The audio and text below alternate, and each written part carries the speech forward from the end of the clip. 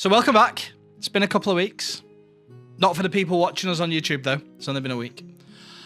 In the last session,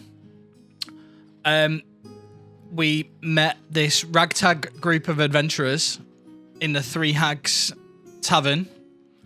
You got up to a bit of gambling with some local thugs and met a strange old man with 7 golden songbirds that hid in his coat and pooed on Remy's head.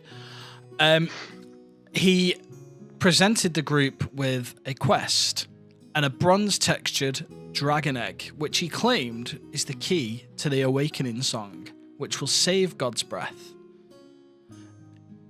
Now, you took the egg home, and it brought visions to the party.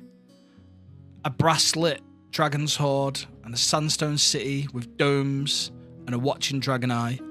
A silver river running through a canyon and drowning.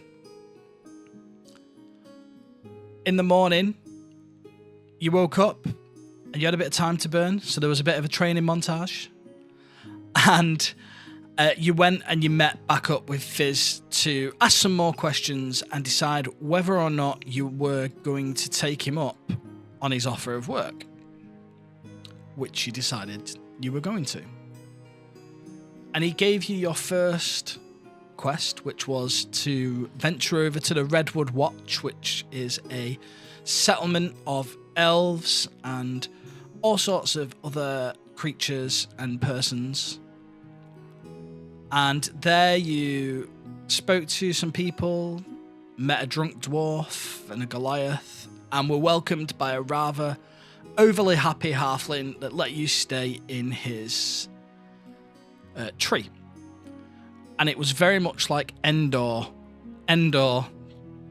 not that Star Wars place with the bears. Thank you. Thank you for getting it right, Pappy. Now, I did some revision. Now, armed with a bag of holding that you were given to guard the dragon egg and a good night's sleep, we left you there and we will begin tonight's session. So we left off with everybody tucking into their bedrolls after drinking some delicious halfling-made hot chocolate in bed. And with our friend Beetle just sat on a tree stump, pondering life. What's going on? I am genuinely trying to, 1, sort my mic out, and 2, I'm genuinely trying to work out how many stars there are. Well, if it's any constellation, you sound beautiful, and there are an infinite amount of stars that you can see in the gaps through the trees. Are the rest of you going to take your long night's sleep? Not that you need a long rest because you haven't really done anything yet. I mean, we walked a very long way. You walked a few hours, I suppose. But you take... Haku is a bit of a social butterfly as well, so she would need to have beauty sleep. Oh, definitely. Well, as a few hours pass and Beetle settles into a trance-like state as they try and count all of the stars in the sky, morning quickly comes and you wake up to get prepared to head into the forest towards the Redwood Grove to harvest samples of the tree bark for Gwenamara. Is there anything you would like to do first? I would like to thank the halfling who housed us for the night. And I will tell him there's infinite amount of stars because I counted all of them. And he just looks up with his little happy halfling face as I try and remember his name because I've not got my notes up. Declan. And he smiles at you and he goes, "That's amazing. I might try and count the stars tonight." And he offers you some brown-looking concoction in a mug that may or may not be coffee. I'm 100% going to just do it in one, but through my helmet. Okay. And then put it down. Well, in fact, I'm going to give it to him. I'm going to put it in his hand and put his hand around the mug. And I'll be like, thank you very much, halfling person. As you drink the concoction, you get the very bitter taste of he's put far too much ground coffee in this. There's bits like grit that go into your teeth, but you get a little bit of a buzz of the coffee, and you can have the heroic inspiration as a reward, just to use on your first roll. I told you I didn't want that inspiration. Well, you've got I it. said I refuse to be inspired in this session. I said it. Well, the halfling's coffee has given you the inspiration.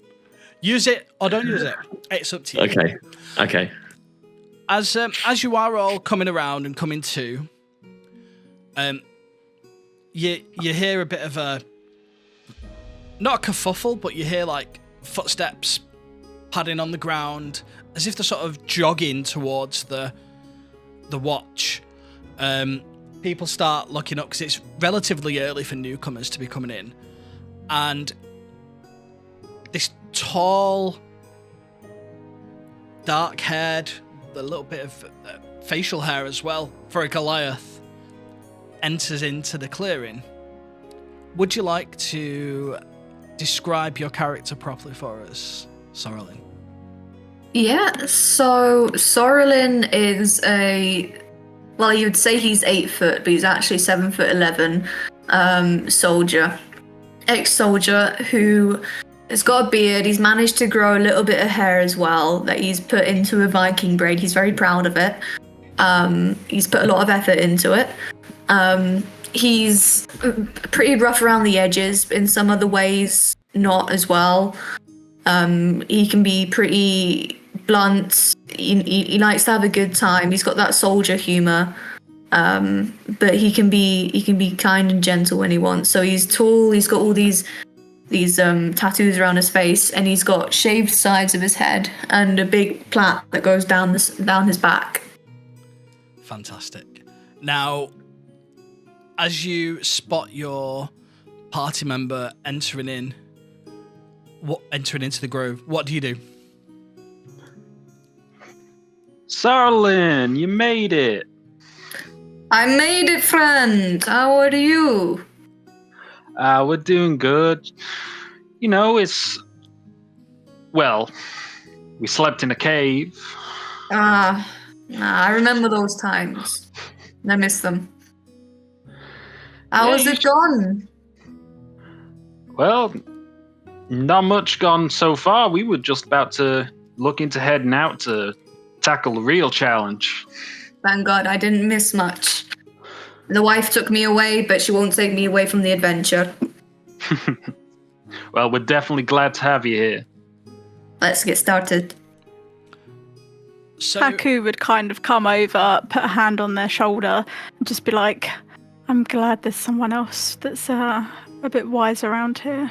Oh, what happened? Just the usual shenanigans. Oh, what did Beetle do? I'll say, Haku told me not to tell you, but we could quite possibly die today from a dragon. And then I'll try to grimace a smile through my helmet, which you probably can't see, and then I'll just kind of pat you on the head. Okay, so more that has happened than I thought that would happen, correct? Potentially. Well, we ain't met a dragon yet. Oh, we've not met one, but we're going to get killed by one. I get it. Well, I It's don't likely. know how much Haku put in the note that she left you, but we got a dragon egg.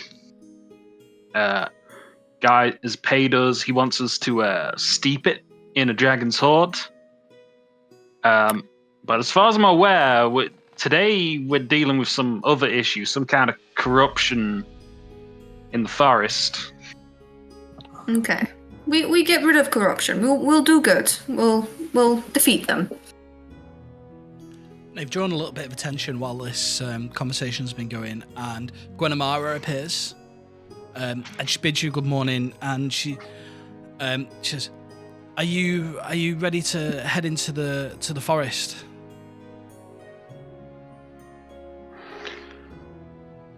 Yeah, I believe so. I'm up bright and early, so it's up to you guys. Well, Beetle's had what we'll call coffee. I'm ready to go. I think Solin's raring for a fight. It's always good Ready to see. for certain death, yes. Perfect. And Haku? I'm ready to roll. Yeah, Well, always ready. So sounds like we're good. If anybody is hungry and needs some sustenance before you head out, Fergus's Grill has just opened for the morning. They serve quite a good breakfast. You can pick some up and take it along for the road. Just tell him I've sent you and it'll be on the house. Have they got vegetarian options? So Fergus creates his dishes from all sorts of things that are found in the forest. So mushrooms, berries, lichens, herbs. Sometimes there's some rabbit and some venison, but it is mainly a fruit and vegetable based. I don't agree with killing animals for meat, so I like my vegetarianism. I agree. You did not say catfish, and that does concern me. Oh, we don't get much catfish coming up from Promise here. Not anymore, anyway. We'll get some catfish for you when we get back. Well, you just tell Fergus that I sent you, and he'll sort you out. I mean, I ain't gonna refuse a free bite to eat. Is free? Yeah. Nice. You are helping the watch, so it's on us. Then let's go. So as you go over to the little sort of, it's like an open hut. There's this elf cook busying himself with pots and pans, and he turns around and goes, "How can I help you?"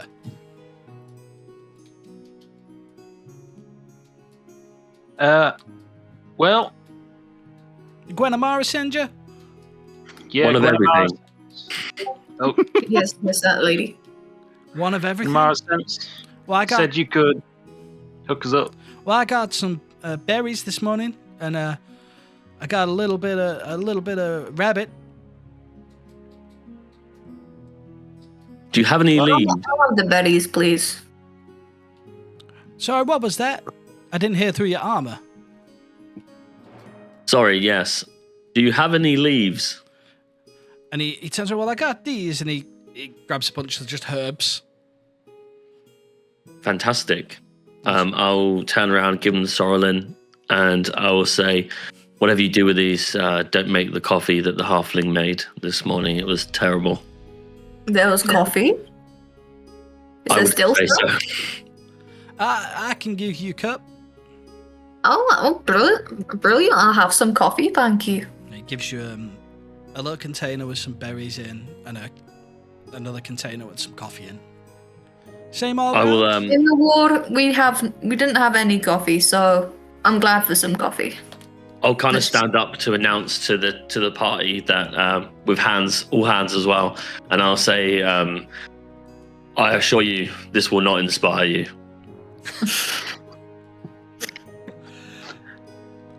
So this coffee isn't quite as strong as Declan's. It's been made properly. Hasn't got quite as much halfling magic in it as the last one did, but he continues to dish out cups of coffee to those that want them, and cups of berries and rabbit to anybody that wants a little bit of rabbit. If you're heading into the woods, just be careful. It's a bit dangerous out there these days. What would you consider dangerous? Well, I'll look at Haku for a minute, and I'll kind of, with my helmet, be like, and I'm like, friend. I'm basically trying to human, and I'll be a friend, and then I'll say all of this. By the way, I'm saying exactly what he'll say, and then I'll say because you have lichen as a platter, so I'm wondering what would we should be worried about when entering the forest. Well, folks have been going missing, and there's talks of all sorts of ghostly creatures up near the grove. There's been bandits, but we've not seen them for a little while. And I've been picking mushrooms near the grove, and I swear to God, I saw a ghost. What kind of ghost? An elf. Ooh, spooky. Yeah, I ran for my life. Ah. Where? So, this elf ghost was just like wandering through the forest? Well, the grove is a burial site for our ancestors that defeated the old dragon. The death at sunset. Yeah, we heard some of the story. And as it goes, we're hearing that the grove is a bit messed up at the moment, and there's some sort of corruption in the forest.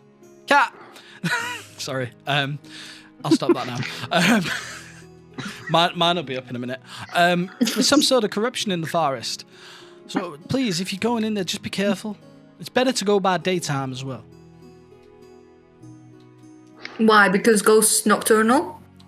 Well, it's a little bit more light in the daytime. It filters through. At night, it's absolutely dark as hell. True. Ghosts are actually scared of people in the daylight, so they should always be aware of them. Exactly.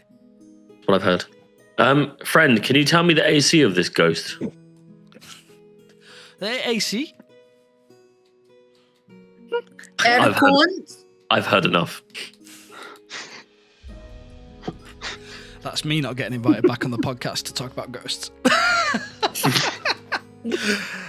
Is there anything else I can help you nice people with today? No, I think you've helped us out plenty. Thank you very much for the food and drink. Well, good luck in the forest. Have they showed you the way?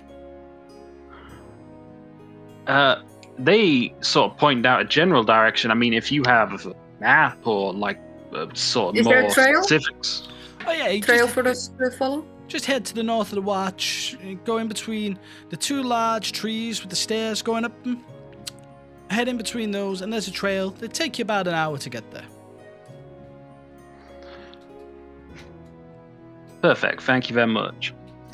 You're most welcome. I'll see you soon, hopefully. Have a pleasant day. All The right. whole time, Haku was just stuffing her face with berries, hence why she wasn't talking much. So he's pointed you across the watch to the trees where the gnome pointed up where his house was last night. And you notice that in between those trees is a sort of a roughly hewn gate posts on the sides of the trees, and then a natural arch made out of tree branches that have just sort of grown over, and it looks a bit like a gateway into the forest. Would you like Perfect. to commence your journey into the forest? Yeah, Yeah. I'm gonna pull out like the massive kind of long sword that I've got, great sword, and it is a great sword. I've got it right here. I don't know why I couldn't work that out. And then I will just drag it along behind me, a bit like a Silent Hill villain, just prepping myself for anything that's coming along. You'll dull your blade if you do that. You should probably lift it up. As dull as its master. And I wasn't going to say anything. I've definitely said it because someone's told me that, and I thought they were being cool. Ah, you poor man. So as you make your It's way, funny if we don't correct him. That's true. That's true. So as you make your way through the archway and into the woods, it's instantly a lot dimmer than in the watch. The light sort of filters through the tree canopy in different shades of green and yellow, and it's quite beautiful, really. There's birds singing in the trees, and you see all sorts of berries and mushrooms growing everywhere. The path winds on, and it's about a 3-mile walk to the grove. And as you progress through the forest, the trees get thicker and thicker. And there isn't much in the way of wildlife in this forest, apart from birds, but as the further you get in, they're very few and far between. It almost seems as if everything is trying to avoid the area that you're heading to. You start to see up ahead that the light does seem to be getting a little bit brighter. And as you come into an opening, and you can see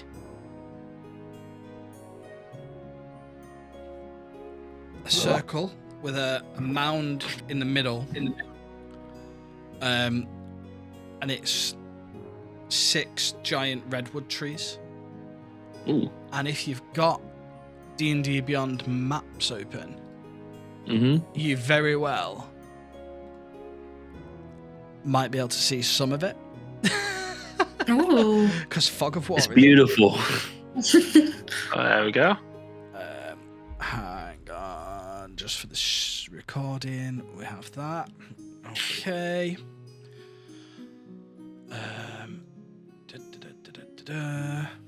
Can you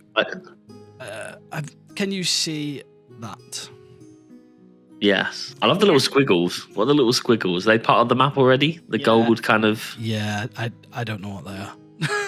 I like them. They're good squiggles. They might just be They are. flowers. They might be flowers. Whoever did them, thank you. Have you found the map, Amelia? Are you alright with that? Yeah, I got the map. Do you mind if I change my token to the updated one, though?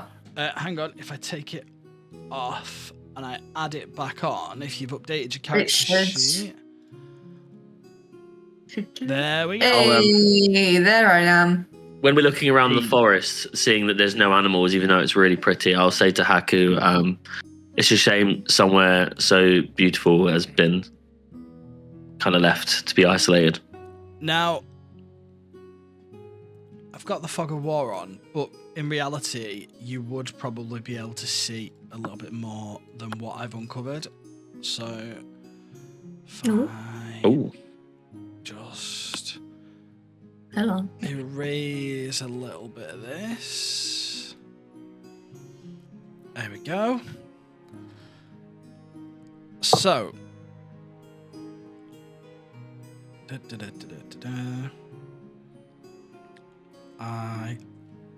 so sunlight fills the grove, more so during the day, as Fergus told you, and it's quite well lit, so you can see a fair bit of the area. Now you have been tasked with collecting a sample from each tree, and you, according to D&D Beyond and this module, you have to approach the tree and use the utilize action. I've never used the utilize action ever. I didn't know what it was until I read this book.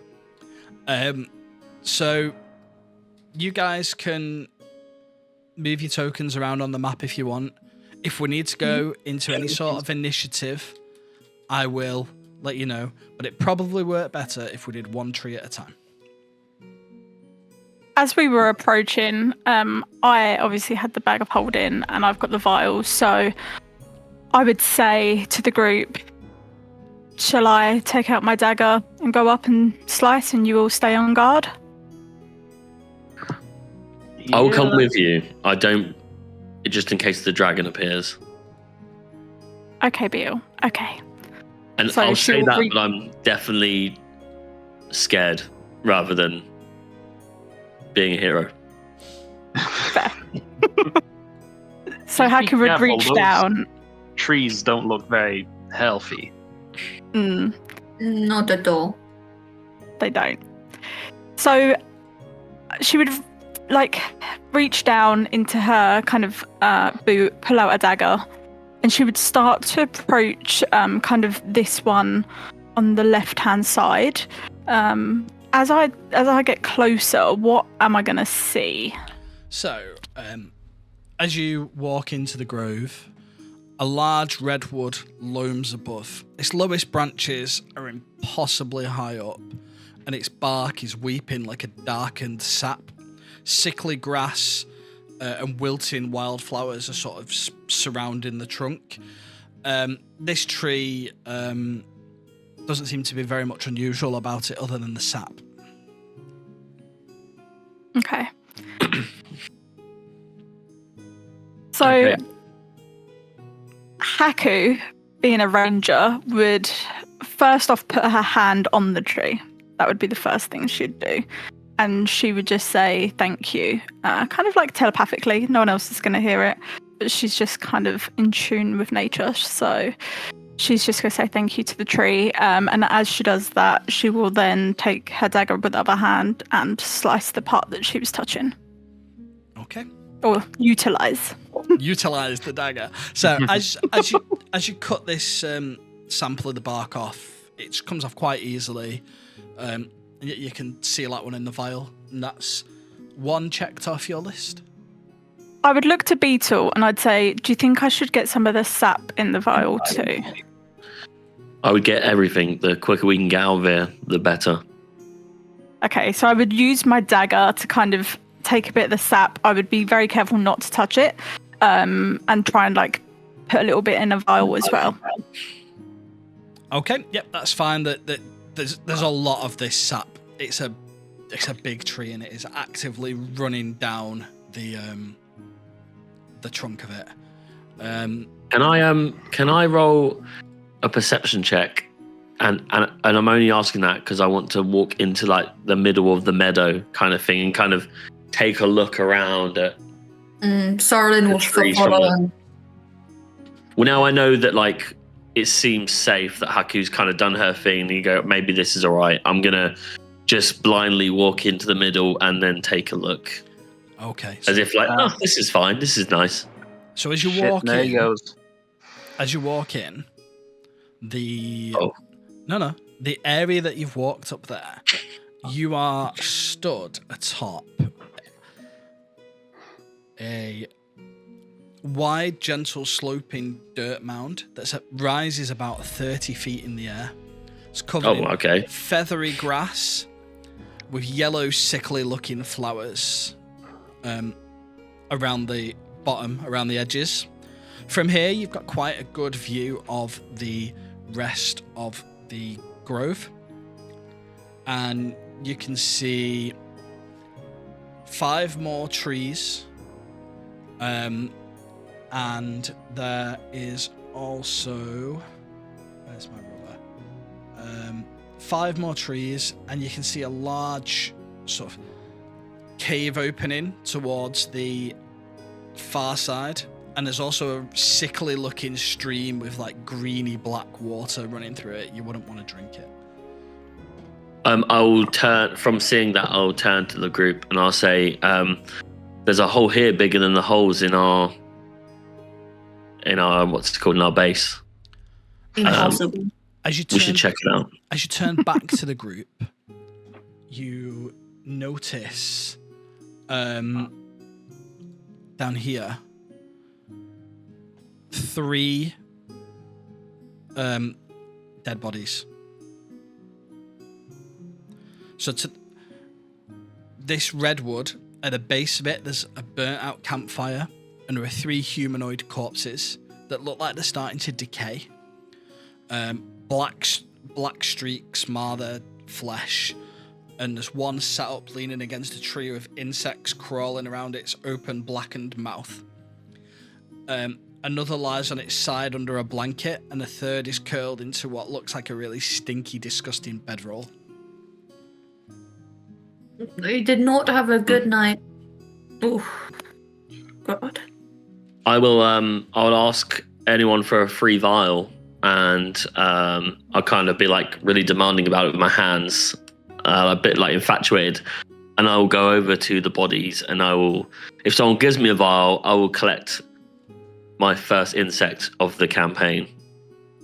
Which I know is not a thing for anyone listening, but it is now. And I will also turn to the group and then look down at the bodies again and say, there are people here sleeping permanently. Yes. So, I agree.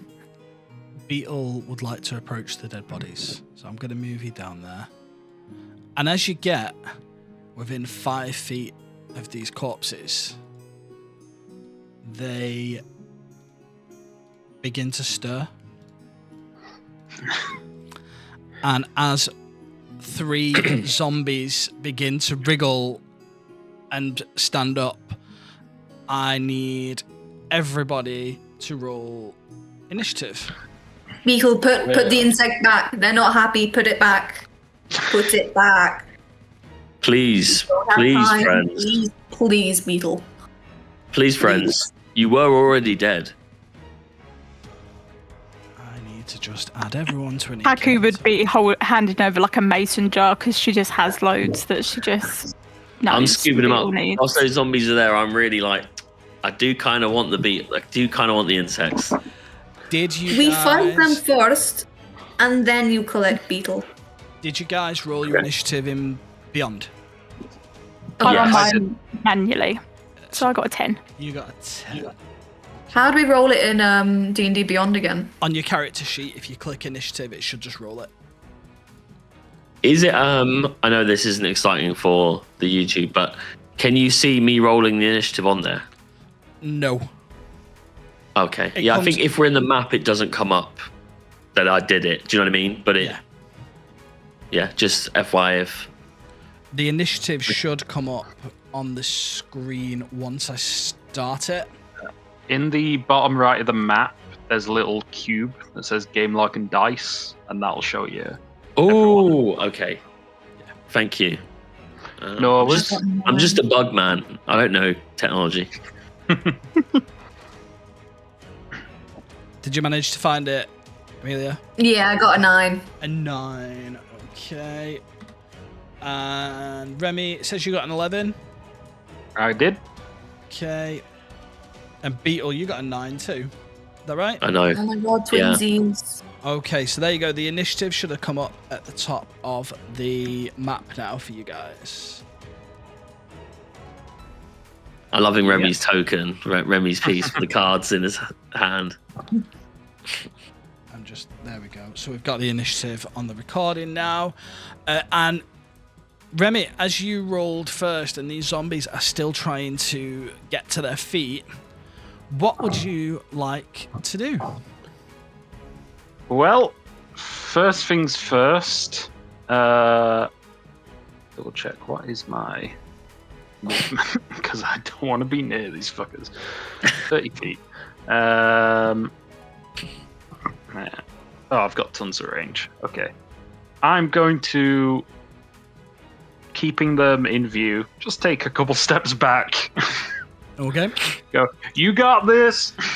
And I'm going to snap my fingers and cast a little fireball At which at one? Zombie A. Zombie A. Okay. I fully thought you were going to say you got this and then just leave. 100%. It would make complete sense to your character so far as well. That is an 80. Oh, well, that definitely hits. Very nice. Not bad damage. 6 fire damage. Okay, so as you as this fireball flies over past Sorelin's head, past the side of Haku's face, straight into the side of this zombie that's still trying to get itself to its feet. It's like, it just explodes on the side of its head, and that took like almost like half of its hit points. So that was a great start. Haku, have you got anything else you want to do on your turn, Remy? You've moved, you've took an action. Have you got a bonus action to take? Not for now, no. Okay, well, Haku, it's you, and Beetle, you're next. So Haku would pull out her lance she'd get ready to kind of like pin it. I'm going to go for zombie A, and she's going to almost try and pin it back into the tree. And she's going to be like, oh, no. But let's see if that actually happens. I rolled a nat 1. So did you step into melee range? So I have Is it my 10 foot? range is 10 foot. Am I a little bit too far out? Nope, that would be in range. But as you lean forward, it just sort of completely misses this zombie as it like, and it pushes itself up, and you just go slightly under its arm and into the tree, and you just have to tug it out a little bit to get it back. But so it's no biggie. Is there anything else you want to do on your turn? Nope, that's going to be it for me. Okay. Beetle, you are up. Sorrelin is next. Okay, I am. I'm going to move in to the. Am I already 5 feet? You moved right up in, yeah. Yeah. And I will. I will say, do not worry, Haku. You are being saved, and I will roll to hit. Nat 20. Nat 20 on my first roll. You know how to roll crit damage in Beyond, don't you?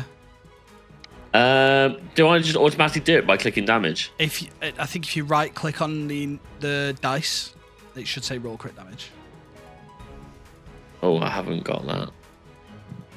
It already basically rolls and then disappears. Oh. Do you know what I mean? Are you rolling on your sheet? There we go. No, I can right click on damage and Yeah. then do it, so it's fine. I'll take it. 9. 9. So, as you this is with your greatsword. So as you swipe at it with your greatsword, you sort of cut it from its shoulder down across its chest, and one of its arms falls off, still rattling on the ground. This zombie now has to make a DC 14 Constitution saving throw. When I cut into it and its arm falls off, even though we're in mid-combat and I see its arm wriggling, for a moment there's the autistic moment of me where even though I'm in combat and I'm focused, I do look at the arm like a cat and do go and then go back to combat. So as its arm falls off, with the damage that this zombie takes, you think it would die, but it actually instead parries the blow, and with its undead fortitude, it manages to stay standing. But it's really, really, really, really hurt. Is there anything else you'd like to do on your turn? I will ask him if the insects are his. It just looks at you. The other two are still on the ground, but it's the one that was in the bedroll has managed to wriggle out of the bedroll, but they are classed as prone at the moment. Okay, before I will, once I've hacked that first one, I am just going to move over to B and stay between A and B. So you won't prep myself. You won't take an attack of opportunity. That's cool. Sorrelin, you are up. So I'm gonna attack the one that Beetle just attacked. And I'm gonna do an Eldritch Blast just to try and see if that does anything. I think I'm a little bit shocked about all of this going on and the beetle collecting, and just it's been a long night with the wife. So I'm gonna roll. Let me have a look. Eldritch Blast. Yeah, so I'll roll. Woo. Yeah. Warlock's doing warlock things. Woo! So I got a 17. Oh, that definitely hits. A. And let me just roll the damage. And that is 9 damage. So again, it needs to make a con save, or it's going down. Again, it succeeded on its con save, so it stays at 1 hit point. Is there anything else you want to... You're at level 1, so you only got 1 blast, haven't you? Yeah. Yeah. Is there anything else you'd like to do on your turn? Bonus actions or Just anything? sort of say fucking zombies, and that's it. Excellent. Excellent. So it's now Zombie A's turn, the one that you guys have just been beating on, and it's gonna run towards the last person that hit it because it just sees that. But before you, there is Haku, so it's gonna step in between Haku and Beetle, and it's gonna make an attack at you, Haku. Mm-hmm. I've got to be really careful here because you're all on level 1. We're very squishy. 7. Does that hit? It doesn't. So it goes to make a slam attack at you, and it just... And as it swipes, it just completely misses because it's only got one arm. It's really off-balanced. That's the end of his turn. Zombie... I need to close the stat block. Zombie B is going to use half his movement to finish getting up, and he's going to take a slam attack at you, Beetle.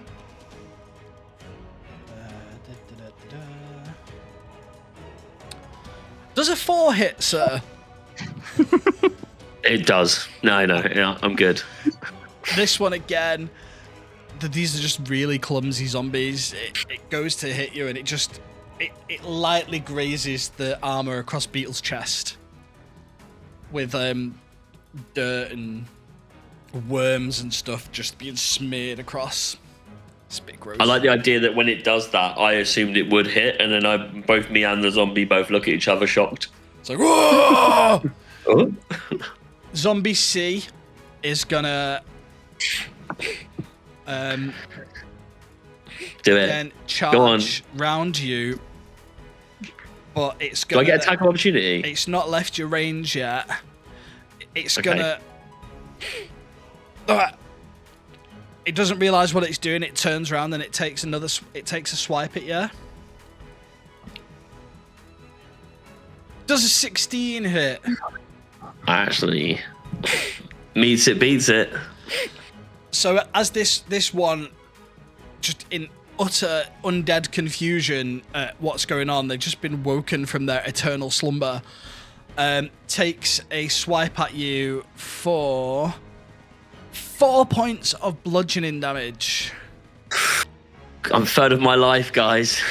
And that is the end of the zombie's turn. We're back up to the top of the initiative with Remy. Alrighty. In that case, seeing the zombies sort of getting up and starting to swarm a bit, Remy is going to point a hand forward, and 3 little motes of purplish light are going to spring forth. One of them is going to go for Zombie A, and the other 2 are going to go for Zombie C, and I'm casting Magic Missile. First level. Hey, okay. So Zombie A is just getting one of them. Okay. So that's 5 damage. There's no to hit with Magic Missile. Let me make And then Zombie C is getting 2. Let me make the con save for Zombie A.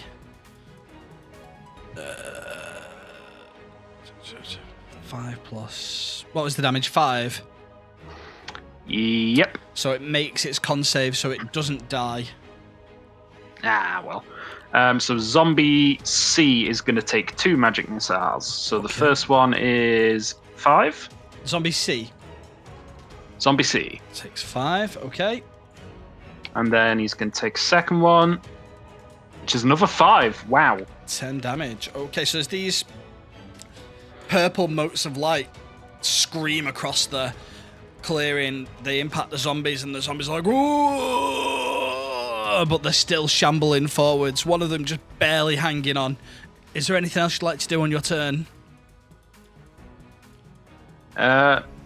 Nope, that's it. Okay, Haku, you are up with Beetle next. So upon seeing Zombie C go for Beetle and hit him, almost instinctively my lance is just going to again come back, and I'm going to go for Zombie 3C, this time. Okay. That is a 18 to hit. Definitely hits. Good. And that is 8 points piercing damage. So yeah, is it piercing damage with a lance? Let's have a little look. I assume it is. Could be. Yeah, it is. So I'm gonna almost like try and skewer them and kind of like lift them up as I'm doing it. So as you lift this zombie up, it's like, "Whoa, oh, oh," and it slides down your lance towards your hand.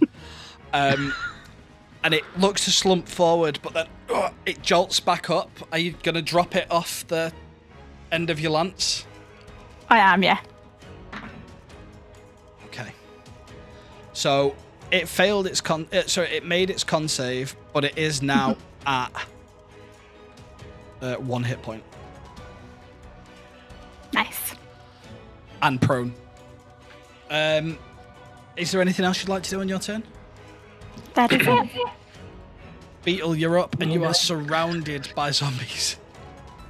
Yeah, I put myself in that situation because I feel like you would do that accidentally in the moment. I am going to attack Zombie B, who is laying down, I think, or just up. They're all up. Just up, yeah.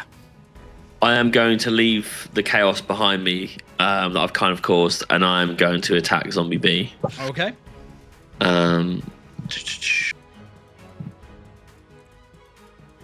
22. Oh, yeah, that definitely hits. Oh my god. I rolled a 17, so it's not bad. 11 damage. 11 great sword damage to Zombie B. So, as you swipe the sword across its chest, the rest of its innards fall onto the grass, just splattering black and red grossness all over your shoes. It lets out an absolute roar of pain. All three of these zombies are looking really, really messed up, but they're still just hanging on. I am gonna be a little bit sick in my helmet when the guts go on my feet. Not because of all the guts, but because it's touched me. Is that the end of your turn? That's my turn. Okay, remember, crying can be used as a bonus action. Well, I've got inspiration, so I might use it. I'm crying. Sorrelin, you're up. Yeah, so I think I'm gonna take my daggers. I'm getting a bit fed up now that these two zombies have stayed alive, quote unquote. So I'm gonna take my dagger. I'm gonna try and hit Zombie A. Okay. And that is an 11 That plus hits. 2. That's a 13. That hits. Ooh. And that is a D4 plus 2. So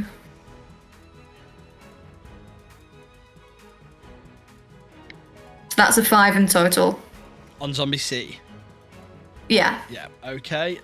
Let me roll its con save. These zombies are rolling so well. It stays at 1 hit point. God damn.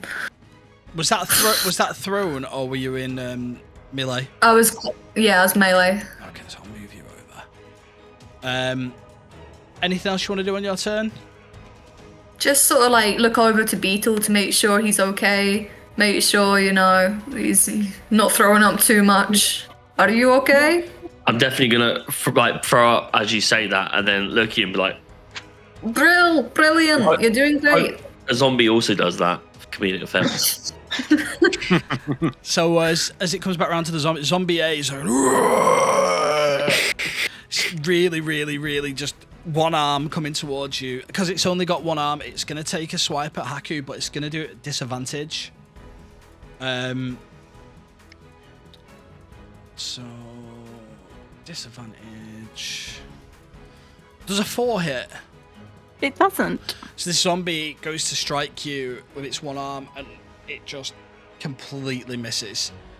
They're still standing, but then they're not very effective. And it's going to carry on shambling a little bit. As it leaves your range, Beetle, you can take an attack of opportunity. Yeah, go on. I'll have a swing. Do I need to move closer to it, or is it kind of already? It was just as you were moving out of its range, you'd have been able to take a poke at it. Nice. 13 hits. I'll take it. And that is 10 damage. 10 damage. That's a 12 and a 10. 5 plus 10. It fails! So as you as you poke at this zombie as it ambles out of your range, it just goes, and just falls limp at the ground, dead. I'll look over to Haku as if a bit like, all good? So, that one. She would just give you kind of like a nod, as if like, yep. That one is dead. Zombie B, seeing that you've just slain its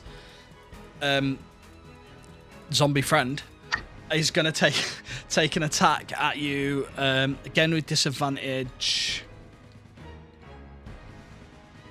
There's a 13 hit. Me? Yes. It does not. It does not. So again, it just rakes its grimy, grubby hand down the front of your armor. Ugh. And then just, and Zombie C... Can't wait for sanitizer to be invented. Zombie C is going to take its attack at Sorlin. Oh, fuck. Being that you're in front, again, this is at disadvantage. Does 13 hit? Yeah, hits. 13 hits. So you take 3 bludgeoning damage as this zombie just slams its fist on your chest.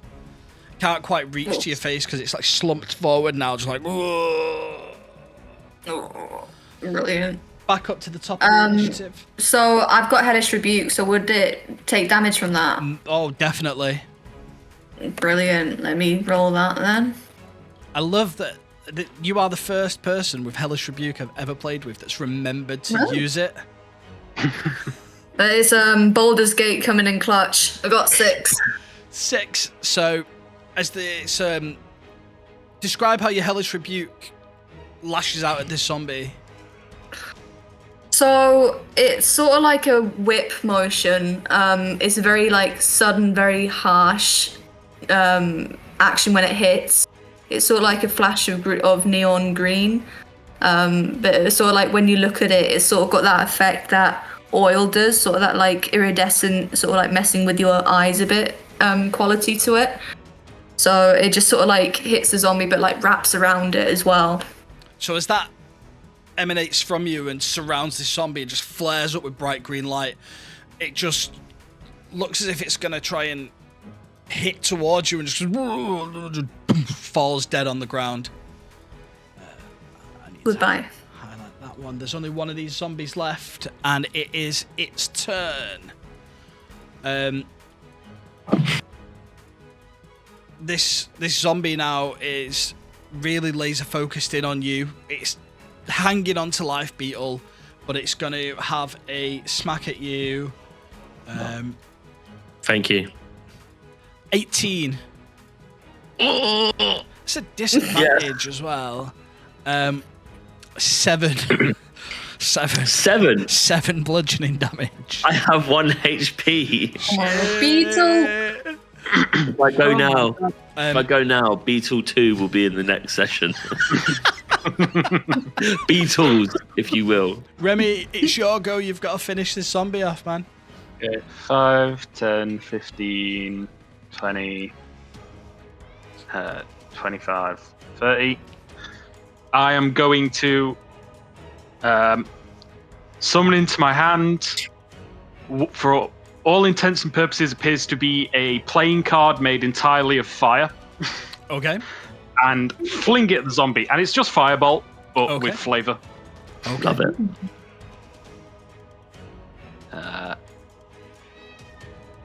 That's not me. 24.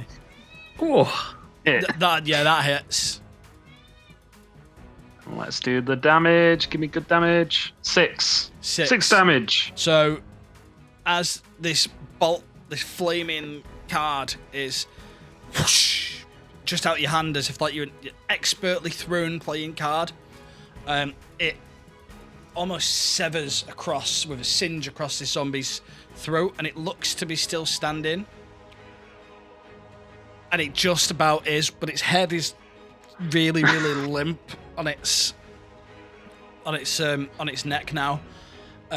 Is that the end of your turn? Yep. That'll be it. Haku, you're up. At least it looked cool. Oh yeah. Definitely did. So I obviously dropped my lance in my last move, so I don't know how you play with like picking up weapons. I don't know if that would be a bonus action or an action. I wouldn't say you dropped it. I would say more you had this zombie on it. It came down, and then you just took it in your other hand and just let it drop off. So you just cleared the way for it. Nice. So you've still got it. Cool. Good to know. So I will then approach this last one, and I'm just aiming to skewer the head at this point. I can see it's holding on for dear life. Its head is almost off its neck. Yeah, it's not looking very good. Oh my god, it rolled on the floor. And that is a 16 to hit. Oh yeah, that hits. Come on. That is 8 damage. Okay, I'm going to roll this last con save with a real dice because D&D Beyond is betraying all of you. So that's 2. So how do you destroy this last zombie with your lance, with its head? Yeah. So, as I was kind of saying, I'm just aiming to get that head off. So I'm kind of just going for like right under the jaw, and it's just going to spurt through and come through at the back of its head and take it off.